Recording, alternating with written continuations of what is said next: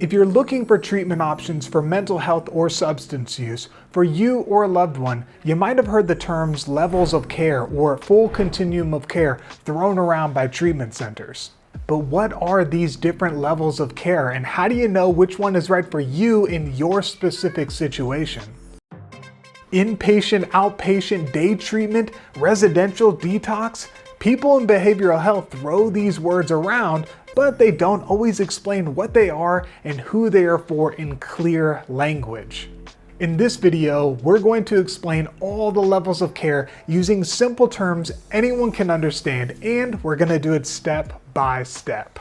Also, I'm Clint with Sandstone Care, where we provide age-specific treatment for mental health, addiction, and substance use.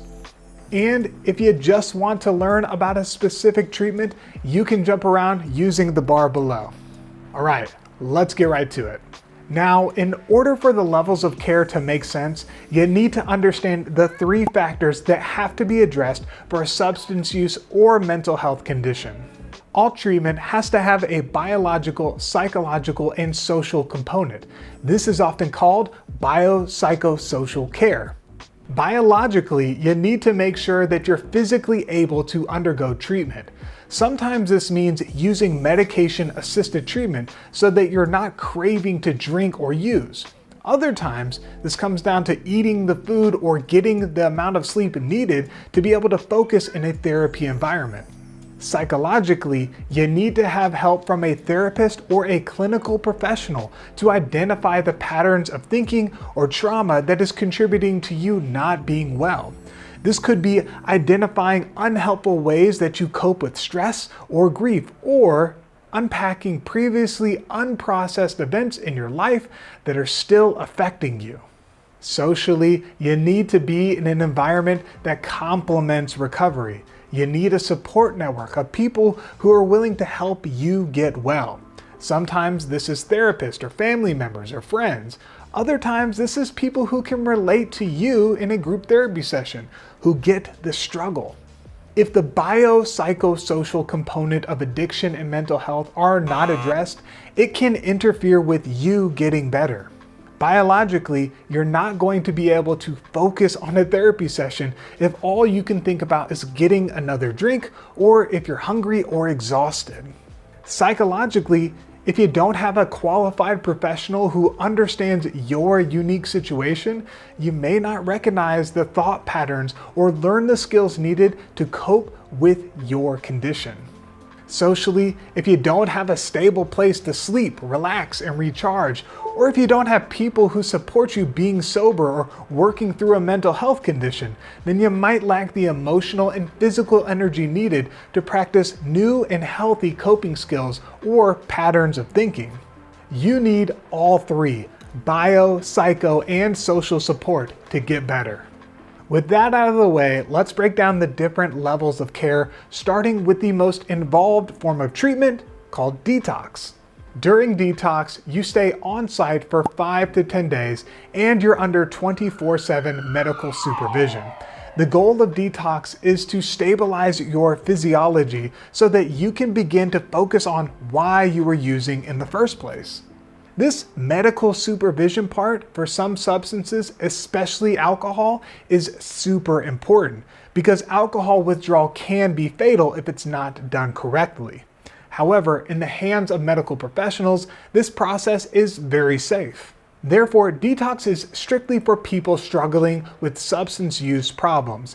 And an important note is that while insurance might cover a medical stay for alcohol or benzodiazepines, other substances, especially uppers, are not usually covered by insurance because though it is definitely uncomfortable to come down from these drugs, it is not usually life-threatening. Now, let's talk about inpatient and residential treatment. Inpatient treatment and residential treatment are often thrown around as synonyms, but they are a little bit different. For both types of treatment centers, you stay on site 24/7, you sleep, eat, and do all therapy and activities on location for 2 to 6 weeks. Now, every state has different certification standards, but an inpatient center has to undergo even more certification steps than a residential treatment center. An inpatient center may have more or different types of medical staff on site compared to a residential treatment center. For both, you'll partake in medical evaluations, daily group therapy, and individual therapy sessions. You'll also partake in non-therapy restoring or invigorating activities like yoga, hiking, journaling, meditation, games, and exercise. A big part of these activities is to prove that you can have fun or find joy without substances or harmful coping skills.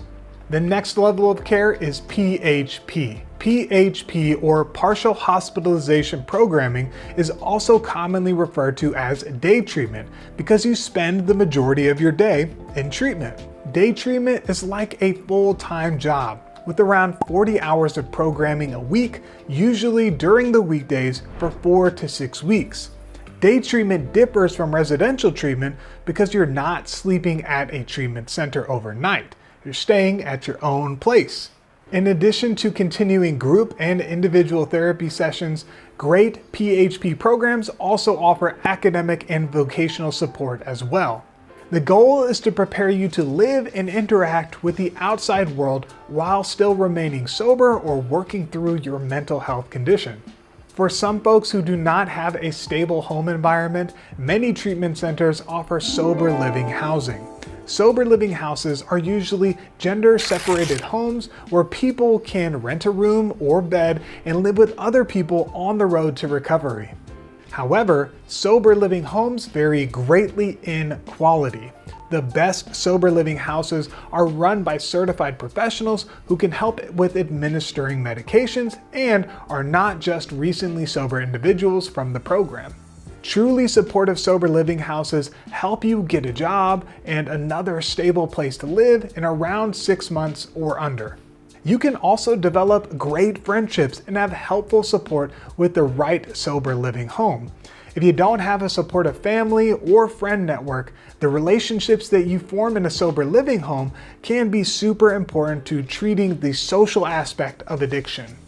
The next level of care is IOP. IOP, or Intensive Outpatient Programming, is similar to PHP, but instead of doing 40 hours of programming, you're doing around 20 hours of programming. If PHP is a full-time job, IOP is a part-time job. The benefit of IOP is that it's something that you can do after school or work. You can learn new skills in the evening and then practice those skills the next day. IOP is also longer in length, ranging between 8 to 12 weeks. You'll notice that as you progress in your recovery, the length of program increases while the time spent each day in programming decreases. Also, like PHP, you'll stay off-site and continue group therapy sessions, individual counseling, and life skill classes, but now with the added responsibility of school or work. Last is outpatient treatment. Outpatient treatment is similar to intensive outpatient treatment, but it's just less intense. You'll go to group or individual therapy sessions and support groups weekly or bi-weekly, but spend less overall time in treatment each week. Outpatient treatment can last between 2 and 6 months, and this is because that studies show that people are able to maintain sobriety and recovery more effectively when the length of treatment is closer to a year. However, the time someone spends in treatment and in each level of care is completely dependent on the individual and their unique situation. Every person has different needs and will come into the continuum from a different place depending on those needs. The best treatment centers, like Sandstone Care, give you a comprehensive assessment to explore the severity of your substance use and/or your mental health. We also look at family dynamics, personal strengths, and challenges that you'll face in your individual journey. After the evaluation, we'll make a recommendation for a level of care.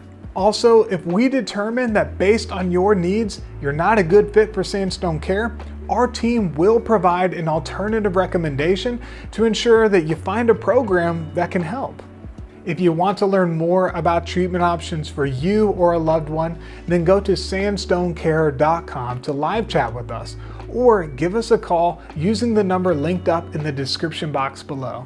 Also, if you have any questions about a specific treatment, leave us a comment and then we'll answer it.